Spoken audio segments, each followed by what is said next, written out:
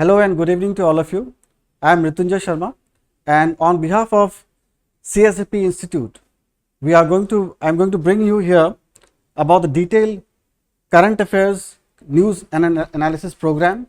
So here we'll talk about the important news, and we'll look after the detailed analysis of each and every news. So let's begin. So the topics of the day that I am going to cover here is the first topic, that is the recent news for today. Almost all the newspaper headlines have been talking about Atishi is set to be the Delhi's new chief minister. It can be important from your GS polity and governance point of view, that is GS paper 2. Then the second important news that we have compiled for you is the PM Modi's visit to the Quad group. Here, this is an important summit that is going to happen, in which the PM Modi is also going to appear, take part, and is going to take place on 21st to 23rd of September, this after a few days. And this topic is very, very important from international relations point of view, which is part of the paper 2, GS paper 2. Second news that we have compiled, that is the government plans for fishing infrastructure in Andaman and Nicobar Islands and Lakshadweep. The details we'll look after, and this topic is important from GS3 point of view with respect to economy and agriculture, Indian agriculture, plus even animal husbandry and fishery point of view. The fourth important news that we are going to cover is the COP29 summit that is going to happen in Azerbaijan, and this topic is important from environment and ecology point of view. All the conference of party meetings that has been held so far, and there's the recent one that is going to be conducted in Azerbaijan. So we'll look after that.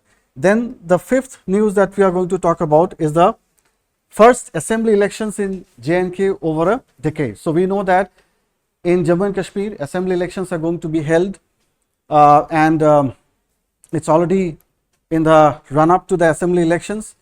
Very important from GS polity, governance point of view. The post 370 article, that is post the happenings which has happened since 2014. So when it was made as a union territory, the first election is going to be held. So we'll talk about that part. Sixth news that we are going to talk about is a stalemate at Demchok and Depsang.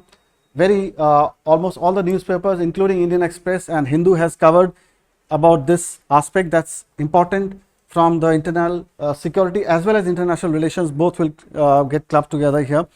Then Kuno cheetahs will be released from enclosures. Important again, because we know that cheetahs have been brought to India in the Kuno National Park of Madhya Pradesh from Namibia and South Africa last year. And what happened to them? Again, important news from GS3 point of view, environment and ecology aspect. Then we'll talk about other parts. Now let's begin from the first news. So as here we can see, we have got a clip of the newspaper article here, which talks about both Indian Express and Hindu newspaper, and other most of the national newspapers have talked about this news. Now we know that there has been not a government change, but the CM change, Chief Minister's role has been changed. And why so? Because we know that the earlier Chief Minister Arvind Kejriwal, the incumbent Chief Minister, have been in jail for almost 6 months. So as a moral ground, he has said that he is going to resign. He has already declared, and the incumbent Chief Minister is going to be Mrs. Atishi. So here all the key highlights have been included. That is, Ms. Atishi holds 14 portfolios: education, PWT, tourism, culture, all these portfolios. She will be the third woman Chief Minister after Sushma Swaraj, who is no more, and Sheila Dikshit, one of the longest reigning Chief Ministers of India, women Chief Ministers of India, that is Sheila Dikshit was there. Important infrastructure development was done under Sheila Dikshit's regime, that is the flyovers constructed in Delhi and all these areas. Key points here from polity point of view, that is article 174(2)(b). which allows the governor to dissolve the assembly. Early dissolution can be recommended by the Council of Ministers. Now here we know that Delhi is not a pure state, neither it's a pure union territory, it's a pseudo state, or it's a club of both union territory as well as a state. So we can say it's a pseudo state. So what does it mean? Because it has certain powers which are with respect to state assembly, and certain powers which are centrally monitored, like the police in Delhi is not under Delhi Chief Minister, it is directly under the central government. So all these dual roles are there, which makes Delhi as a typical state in the country and a union territory. Now election timeline, elections must be held within 6 months after dissolution of the government, but here the dissolution has not been taken place. It is simply like the Chief Minister was under the judicial custody. Delhi governments is under the NCT Act 1991, LG can dissolve the assembly, but the final decision rests with the center. So these are some of the key points with respect to polity part, what can be clubbed with this news, but many discrepancies may happen in this area. Now section 2B can be held as where the LG can dissolve the assembly, center has the final authority even with CM's recommendation. Current scenario is what? Current scenario is that Delhi CM has not recommended dissolving the assembly. Our MLAs may decide on his successor. So already the successor has been decided upon. From exam point of view, it is not a very important news because the polity part, typically polity news, but we can establish certain relations with respect to these articles 177, 174 2B and the section 2B of the Representation of People's Act. Now, one question can be framed, objective type question can be framed from this area. Consider the following statement regarding Article 174 2B of the Constitution and the Governance of Delhi. Article 174 2B allows the governor to dissolve the Legislative Assembly, and the Council of Ministers can recommend early dissolution. That is the first point. Elections must be held within 3 months after dissolution of the Assembly. Second statement. Third statement, under the Government of National Capital Territory of Delhi Act 1991, the Lieutenant Governor LG can dissolve the Assembly, but the final decision lies with the center. So under these 3 statements, which of the above statement is correct? So we have these options. We would like you to answer these and revert on the comment section. We'll discuss about this in the days to come. Fine. So I will give you this result later on, this answer later on. For now, you can simply pause the video and you can answer it and give it in a comment section. Second news, very important. PM Modi's visit to the US for Quad Summit and diaspora. I think you know what is the meaning of diaspora. It's the people of Indian origin who are living abroad.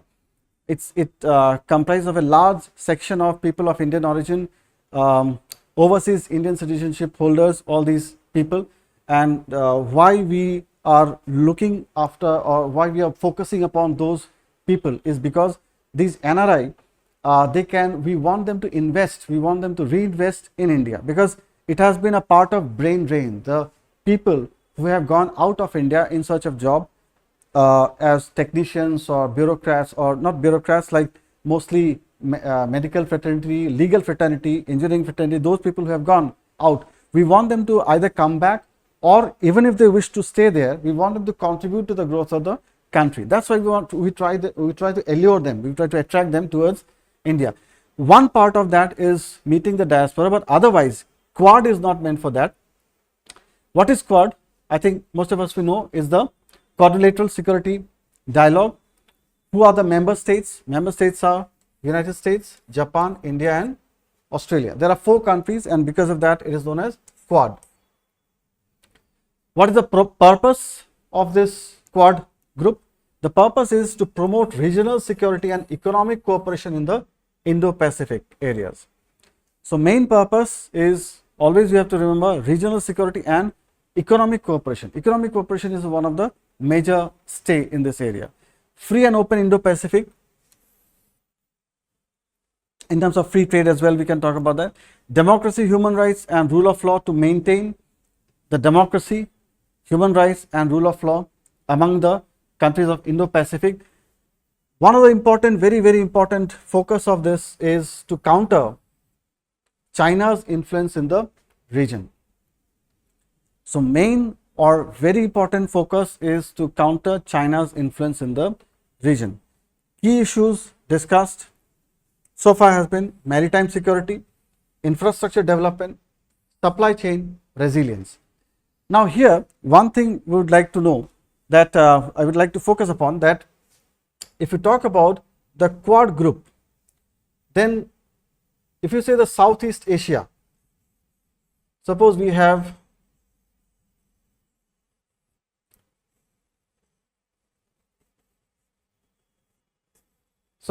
India, then the Southeast Asian countries, the Malay Peninsula, and then here we have Indonesia, we have Australia, we have Japan over here. So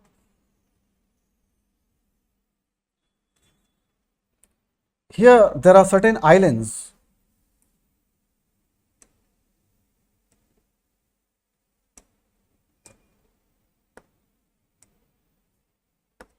Yes, please. So here there are certain islands which are coral islands. They are called Diego Garcia,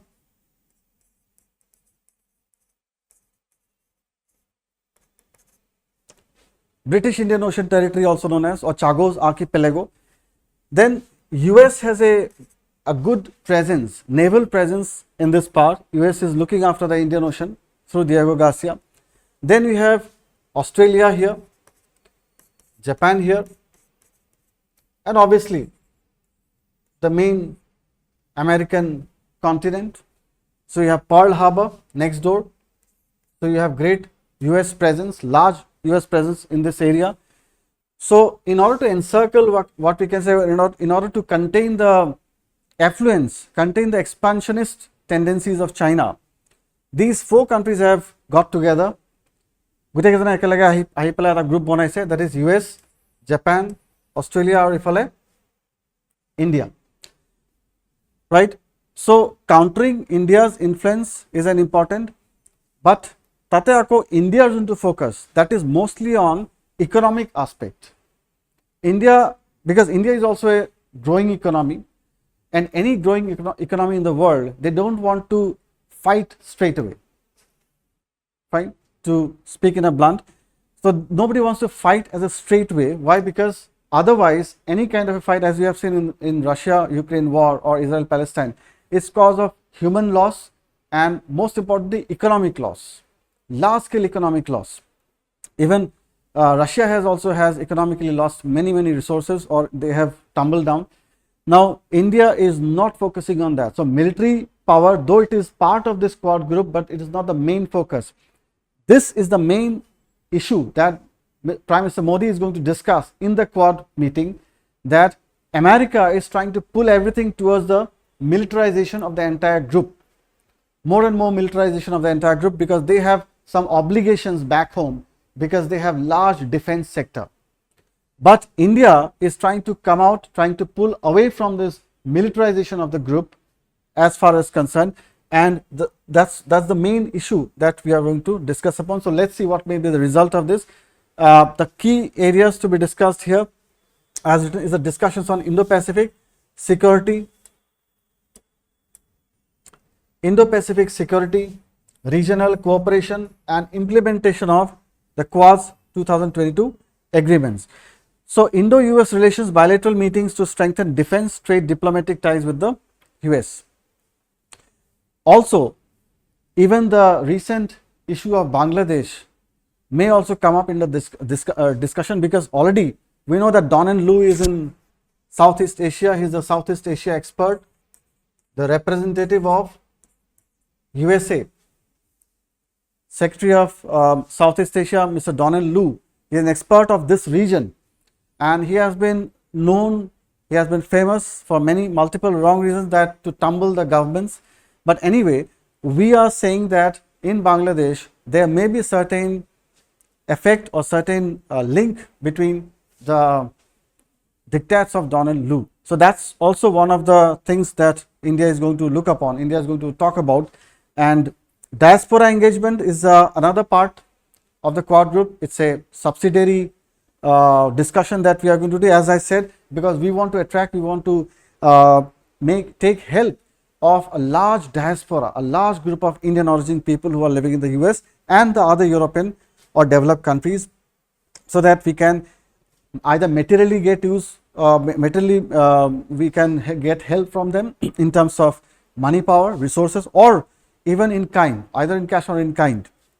So that is what Indian diaspora, focusing on Indo-US cultural and economic relations. So overall, it has to be a big envelope of discussion that is going to take place in this area. Significance of Quad for India. This is the second leg of the Quad discussion, that is strategic importance, addresses common challenges in the Indo-Pacific, including China's growing assertiveness at the string of pearls strategy. So this phrase, that is string of pearls, is used for certain islands, certain you can say ports, not islands, around India that China is trying to build upon to encircle India, to limit the growth of India. For example, very importantly, our Hambantota port, then we had Sitwe in Myanmar, then we had the Gwadar port of Pakistan. So there are multiple small, the Socotra area, fine, in the Gulf of Oman, in the port of this Gulf of Hormuz, this area, and then we have the Somalian part, we have the Socotra island, that is also has been taken on lease by China. So this is what India is not, India is a bit apprehensive about. Because China is trying to encircle this part. For that also we have been, we can say we had no other choice but to go towards the Quad group as a sort of support system. Now economic significance is what? Initiatives like the Asia Pacific Growth Corridor, the Blue Dot Network, and a supply chain resilience initiative boost regional economic development, benefiting India through investments. Now of late, India has been looking at the Quad group obviously not only as a military strategic partnership, but also as a major economic boost that India can have in the Asia Pacific region. Maritime security is obviously a very, very important part of this entire setup, entire discussion.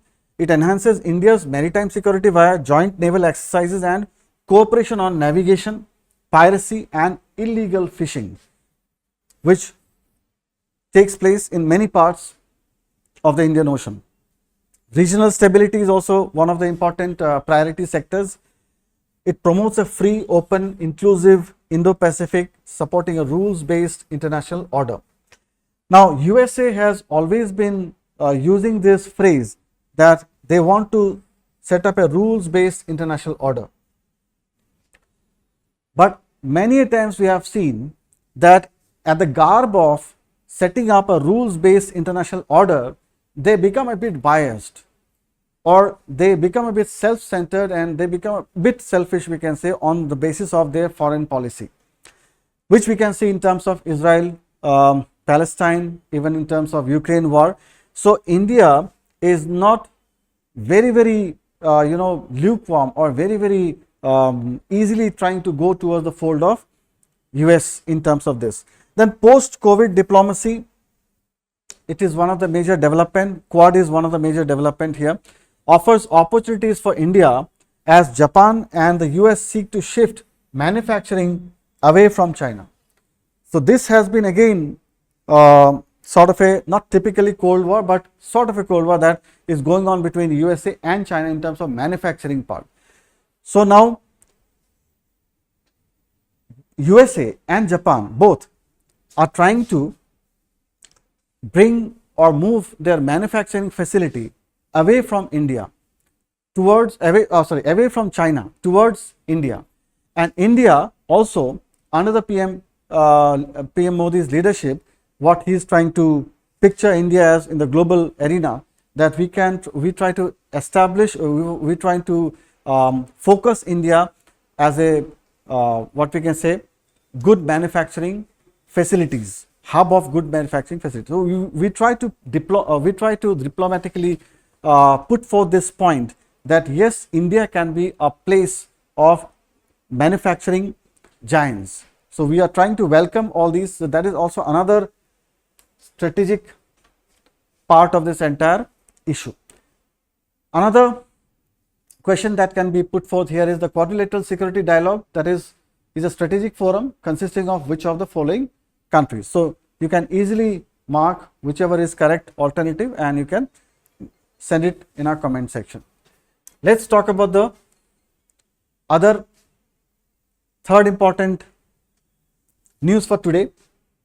So we have Rajiv Ranjan Singh, the minister who is responsible for the fishing industry. Now he said that the government aims to develop the fishing infrastructure in Andaman and Nicobar Islands and Lakshadweep to boost seafood exports.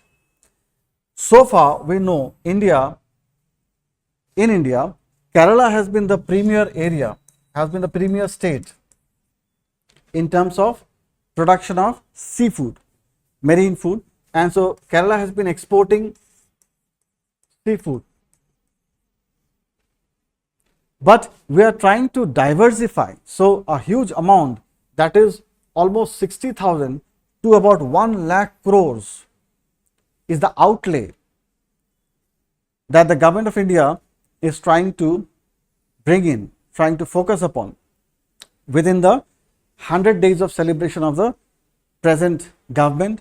So it's a huge amount of money that we are trying to put in the Andaman and Nicobar and the Lakshadweep group of islands. There are certain areas because of which the focus upon which we are trying to make, that is, one is employment generation, second is economic viability, third is decentralization of the manufacturing hub. So and then again a bit of expansion to our territory, fine, so that our sovereign field should not only exist on papers in terms of Indian Ocean, in terms of Lakshadweep, Andaman, Nicobar and Lakshadweep islands, but also it can be realized in terms of manufacturing hub as well. Now here we cannot, because there are eco-sensitive zones, so we don't want to set up sort of heavy manufacturing industries, but without much investment we can easily set up fishing or fishery as an industry in these areas. So key initiatives are what? Developing fishing harbors at a cost of 369 crores and 369.80 crores across Daman and Diu, Gujarat and Puducherry. Then approval of 5 integrated aqua parks. 5 integrated aqua park is a big development in Odisha, Andhra Pradesh, Telangana, Haryana and Arunachal Pradesh, costing 179.81 crores of rupees. So this is again a big boost, and we are again focusing on Arunachal Pradesh as a frontier state in order to develop economically and to bring in the sense of what we can say inclusivity. The main focus of this is what? First important focus is economic development, employment generation.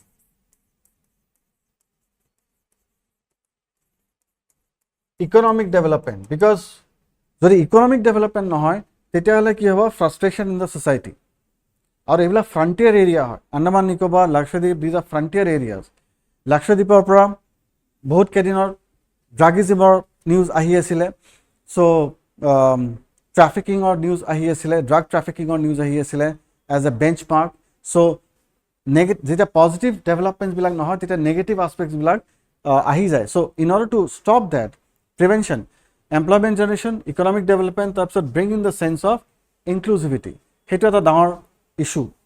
Significance is what? India is the second largest fish producer globally. Improving infrastructure will increase seafood export. One more thing is that ইয়াতে বহুত বেছি ইনভেষ্টমেণ্টৰ সিমান দৰকাৰ নহয়, মানে এইখিনি investment আমি double returns পাব পাৰো why because seafood has a high demand in the international market, especially the European market, American market, Japanese market or seafood or bahut demand ase. And we have a very large coastline, we have a very large network of sea, that is Bay of Bengal on this side, Arabian Sea on this side. We have not been harnessing, we have not been exploiting it productively so far. So that is the entirely junto amar land based or pra sea based eta economic focus junto ami etia koribo goi asu, jate sob bostu jate ami land based jate amar hoi na jay aru jate mane junto amar clustered hoi na jay area khini clubbed hoi na jay, he karone ami olop decentralized kori pela sea based ami koribo goi asu. Hetu pra bhalekhini revenue generation hobo. Livestock sector is also included here. Livestock contributes 25% to the agricultural sector, vital for rural economy and development. So there is another part of the focus that is going to happen in this same policy. Challenges and initiative in animal husbandry. So issue milk production largely occurs in the unorganized sector. So hetu ami janu যদিও আমাৰ আমুল আছে বা কিছুমান অৰ্গানাইজ সেক্টৰত আছে, but mostly milk production ইণ্ডিয়াত কি হয় আনঅৰ্গানাইজ সেক্টৰছত produce হয় আৰু সেইকাৰণে কোৱালিটি কণ্ট্ৰল নহয়, প্ৰডাকশ্যন বহুত বেছি বাঢ়িব নোৱাৰে। চ' সেইকাৰণে এক্সপৰ্ট অৰিয়েণ্টেড আমি প্ৰডাক্টছ ইয়াতে আমি ডেলিভাৰ কৰিব নোৱাৰোঁ। All these things to put in mind, so' National Dairy Development Board is going to aggressively work upon it. It has already signed MOUs with the several states to address this challenge. Here we have, for your reference, we have set up a slide wherein we try to initiate, we try to explain that Great Nicobar juntu eta development project eta recently hoisile juntu ami 72,000 crores government of India outlay eta disile. First phase to cost around 19,000 crores, envisioned by completed by 2028, jot infrastructure development or kotha koisile. Criticism bahut ahisile hetu karone, but this is one part jot Nicobar upor ami Andaman Nicobar upor bahut focus kora hoise. Hetu asile first part jot infrastructure development or karone, or etu hol second part jot economic development or karone, especially fisheries jor karone focus kora hoise. Etu eta similar line ote gute policy to চলি আছে। Question, objective type etur pra kenake khudibo para jay, suppose what is the India's rank in global fish production, first, second, third, fourth, enake pelai you can put your comment in the comment section here. Fourth important point again, COP29 in Azerbaijan, focus on climate finance. So very very important news of the day today, and mostly yare amar aru update ahibo etia laheke. So COP29 hobo goi ase, 29th annual United Climate Change Conference of the Parties, right? So Conference of the Parties bole koy COP kuntu number 29 kot hobo goi ase Azerbaijanot. So under United Nations Framework Convention of Climate Change, UNFCCC bole koy FCCC. So United Nations Framework Convention of Climate Change or under the Conference of Parties conduct pata jay jiman kekhon United Nations member countries ase.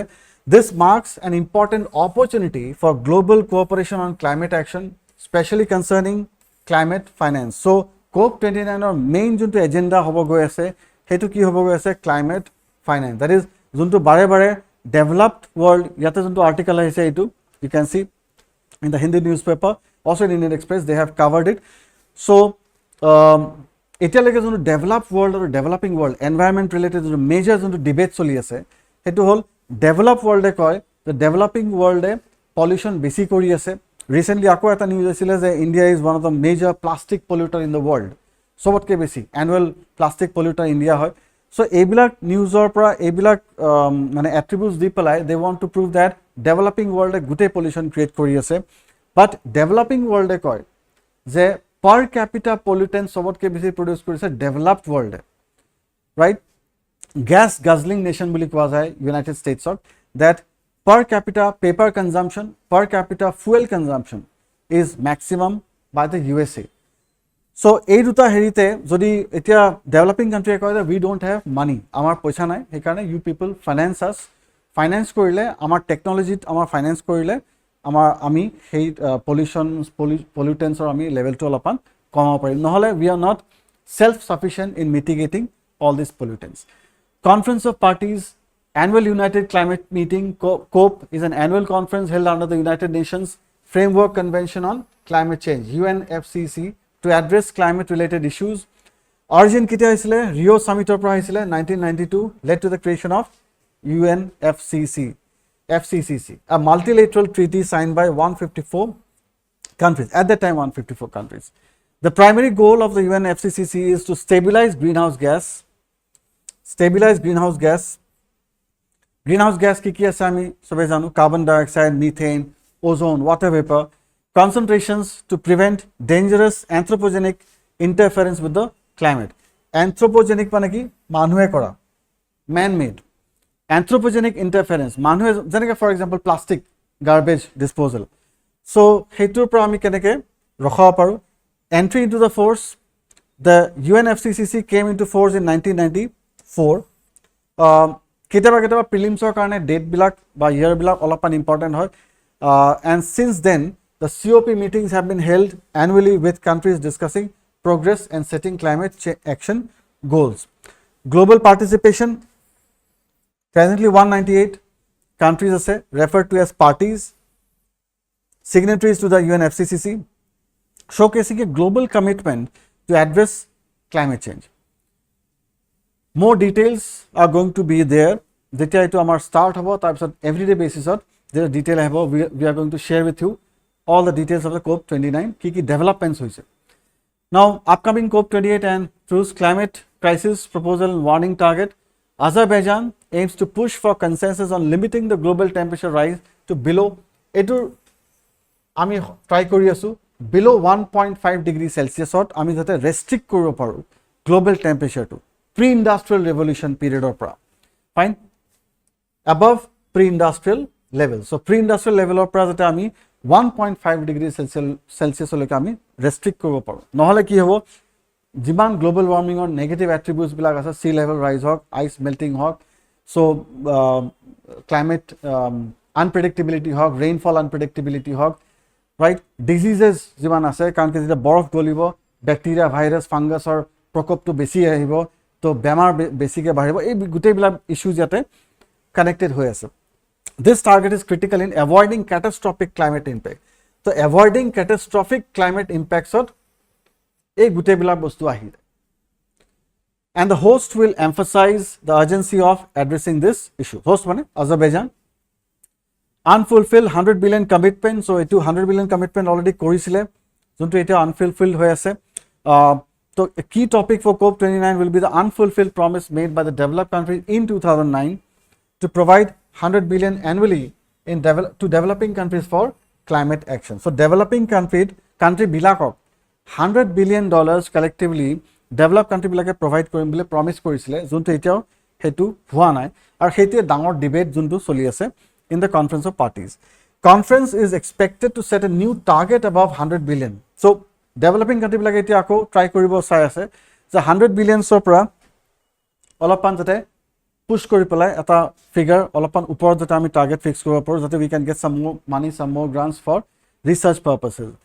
Discussions will focus on whether these funds will be provided as grants or loan. This is another important that into grants or form of hobo poisa tu na loan or form of hobo.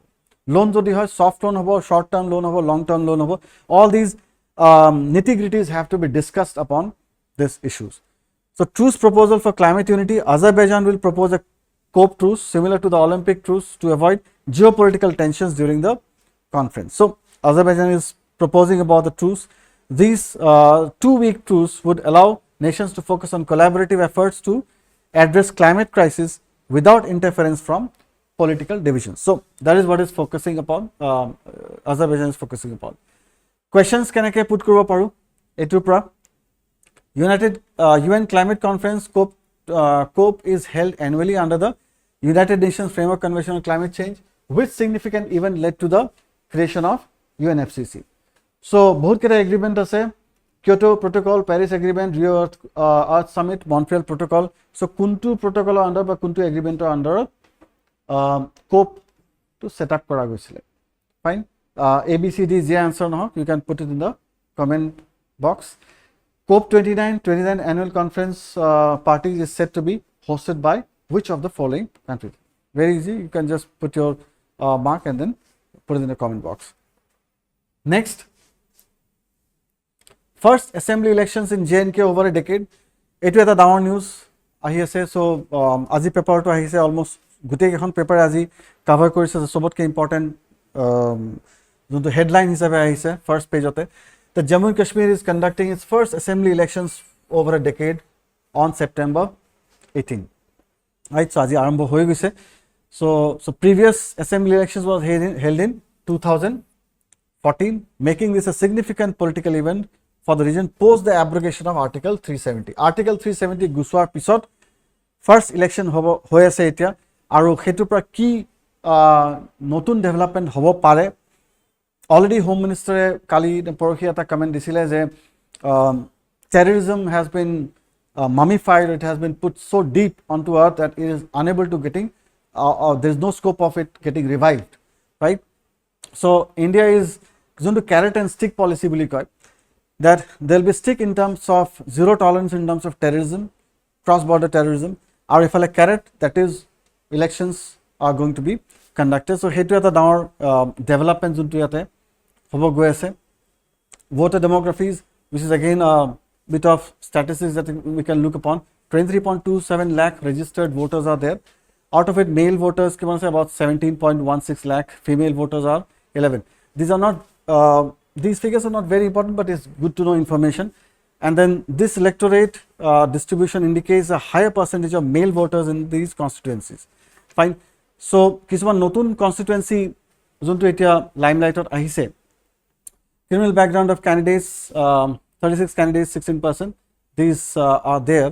Wealth of candidates, about 110 candidates, 50% are crore-patis having assets exceeding 1 crore. Good to know information, not very need to know information. Then youngest and oldest candidates, 25 years and 75. They are going to have a big impact in the entire election scenario in J&K this time. The average age of candidate in this phase is about 48.5 years, which is the average age, indicating a mix of experienced and relatively younger political players. So J&K demography is like that. Now it has become over a period of time, it has become a mix of both youngsters as well as old age. So they are going to be now, how they are going to decide their candidates, how they are going to put their franchise, cast their franchise. That is a big issue that we are going to observe. Education levels, 108 candidates, 49%.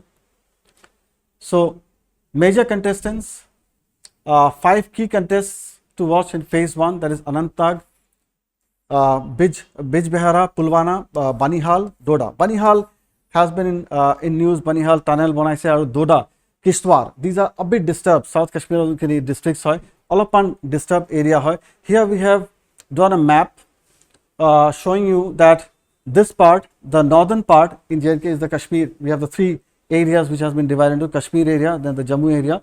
Out of the northeastern part is the largest part, that is the Ladakh region. So this part, the Jammu region, is a Hindu dominated area. Kashmir region is Islamist, mostly Muslim dominated region. So there's a mix of both types in terms of demography, mix of religion, mix of age. So that's how it is going to be determined. Now representation and social diversity. Scheduled tribes representation, the Kokonag seat has been reserved for scheduled tribe for the first time. There was no scheduled tribe representation earlier under the new delimitation exercise. This highlights the effort to enhance representation of marginalized communities in Jammu and Kashmir. Fine. So mostly earlier these 5 constituencies are looked upon by the demographers very keenly. We are trying to observe it, and also the ST representation, which is going to ST seat which has been reserved, that is also been looked upon by most of the demographers. Political and electoral implications. So this is also one of the things that we are going to look on. Impact of delimitation. Delimitation what pisot. What is the impact that is going to happen? It is a process and reservation of scheduled tribes in constituencies like Kokonag, which we have just discussed. These districts are very important. Ganderbal ase ifale, Anantnag, then we have Jammu East. So these as I said, Jammu part, Ekhini area, mostly Hindu dominated areas. Then we have all these Congress, CPM, all these parties have more dominance in the Ganderbal region. Anantnag has been highly disturbed over a period of time. So we are yet to see some new developments, positive developments in these areas. So most probably, fingers crossed, but we are trying to see some peaceful developments in Anantnag area. If it happens, it's a good sign for India as a whole. More scenarios will be there as time proceeds. We will get more and more news about it, and we'll share it with you. Now, Article 370 was abrogated through which instrument or amendment? Constitutional Amendment Bill, Presidential Order, Lok Sabha Resolution or Ordinance. So you can give your answer in the comment section here. We'll discuss upon that later on. Sixth important news that we have framed it for you is India-China border disengagement stalemate at Demchuk and Depsang area. So Demchuk Valley, Ladakh or Ekhini province or Demchuk or Depsang area, eastern Ladakh, the line of actual control which is passing through, has been a long standing point of tension between India and China. So this is again big disturbing this thing, because we have almost like 7 to 8 important areas jot ami disengagement koribo karone try kori asilum. Pastat ami already disengage hoi goisu, but duta area still certain tensions are prevailing. Military level talks have been going on, 2:2 dialogues have been going on at the bureaucratic level, at the ministerial level. But then again, the current status is what? 75%. Our foreign minister, the external affairs minister have also mentioned about that about 75% disengagement has reportedly been achieved along the LAC, as stated by external affairs minister S. Jaishankar.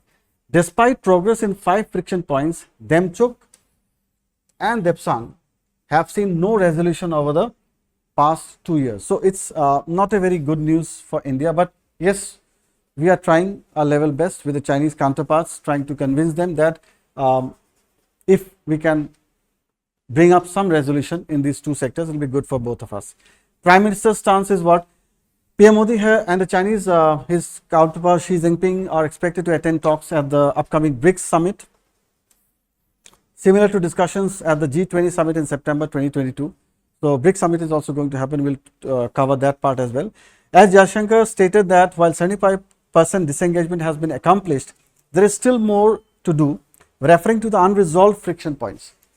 So unresolved friction points will be Kunkini area, the Depsang and the Damchuk Valley. Sticking points, the phrase restoration of status quo. Restoration of status quo as it is. So remains contentious, dicey, with Indian pushing to complete withdrawal to pre-2020 positions.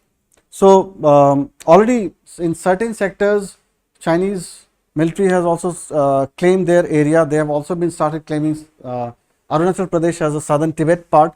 Of late, they have also talked about cartographic error. They had bureaucratically, they had used this term called as cartographic error, which India has outrightly rejected.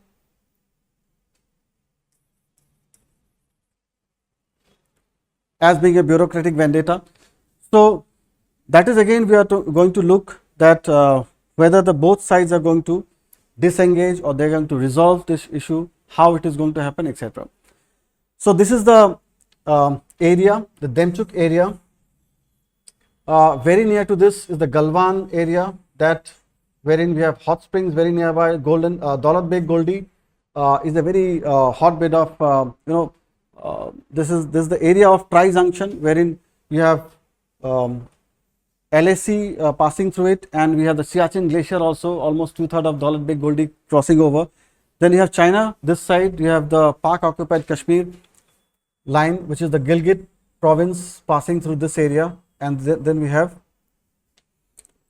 this part. So we have the POK area, the Gilgit-Baltistan province, and then we have the Daulat Beg Goldi in this area. We have huge military presence in this area in terms of Siachen Glacier, and this part is the Aksai Chin area. So hot springs, just across the hot springs, we have that part is Aksai Chin. So Demchuk is a bit disturbed these days. You have the Kali river going across between Uttarakhand and Nepal, that part. So there is another part of tussle which is not in the map. We'll talk about that later on. So this is how the Demchuk area, the Depsang plains are actually in this area, this entire area across the Ladakh hills, Ladakh mountain. We have this entire part is the Depsang plains, which is mostly covered, occupied by the Chinese, under the Chinese territory. Official statements have come. Indian Defence Ministry has stated that the border situation is generally stable, though unresolved. So again, not a very positive statement to come from Ministry of Defence. Military level talks continue, but there has been no breakthrough on Demchuk and Depsang. This again, we have to be a bit apprehensive about that. Political and strategic implications. The ongoing statement highlights the militarization of the border, with both nations maintaining a significant military presence. And one more thing I would like to highlight, that earlier we were unarmed. Both the Chinese army as well as Indian army were unarmed. So they were unarmed combats that took place earlier. But post Galwan tussle, Indian army said that we are going to arm ourselves and we are not going to carry in a bare hand. So we are going to carry arms with us, because otherwise, yes, we cannot allow you to come inside. So we'll use all sorts of force. So India has been proactively forcing its strategy towards the LAC. One of the change in stand, we can say. Question objective type can be asked here is Demchuk and Depsang are areas that are significant in the context of India-China border disputes. In which regions are these areas located? Very simple question. We can you can just tick and then put it in the comment box. Whether Demchuk is in Arunachal Pradesh, Depsang is in Sikkim, Demchuk is in Ladakh, etc. Just go through it and you can put it in the comment box. Then seventh important news for today is Kuno cheetahs. Kuno National Park in Madhya Pradesh was in news since last 1 year. Why? We had introduced a lot of cheetahs from Namibia especially and South Africa. Cheetahs housed in enclosures in Kuno National Park were reported to have injuries and other complications necessitating measures for their survival. So first, we were talking about whether their survival is, they are going to adapt to the surroundings, they are going to adapt to the new environment. Then we became, then when it became a bit crowded, then there was, fights among them, and that's how they got a bit injured. Several cheetahs have died, with 8 deaths reported as of August 2020. So 8 cheetah death is a big source of concern. Causes of death were mainly attributed to wounds from their collars, where weather conditions, and so this is what we were doubtful about, we were apprehensive about earlier when we were trying to introduce them in the Kuno National Park, that possible infections, weather conditions, they had been not been able to adapt like that. Possible infections due to new environment. Then cheetahs kept inside enclosures for over a year face limitations in terms of prey availability and adaptation to the landscape. So these are from the natural environments. You cannot keep it in a cage like that and simply feeding them. They are not going to adapt in that kind of a surrounding, in that kind of an environment. So in terms of prey, as you can see, prey availability, that's another issue. Latest prey based estimates showed 18 prey animals per square kilometer, while the ideal prey density was estimated to be 37 per square kilometer. So for one cheetah, ideal prey density should be 37 prey per square kilometer, whether it's deer or cow or buffalo or whatever, some prey animal 37 per square kilometer prey animal should be there.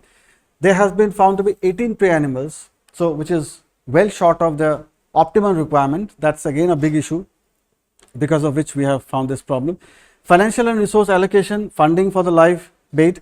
The Apex annual plan for operation for managing cheetahs has been earmarked 24 lakh for procurement of live bait like cheetahs, natural prey such as deer, as the animals will need to hunt when released into the wild. So you have to, when you are introducing, this is what happens in the forest actually, that when you are introducing a carnivorous animal, any kind of a, you are trying to introduce a migrated animal like the cheetah or all these kind of animals, then along with that you also have to make sure that they have that number of prey, and otherwise you have to introduce that prey animals also in that area. If you do not do so, then there will be gap in the food chain, and as a result, their conditions are also going to be pathetic.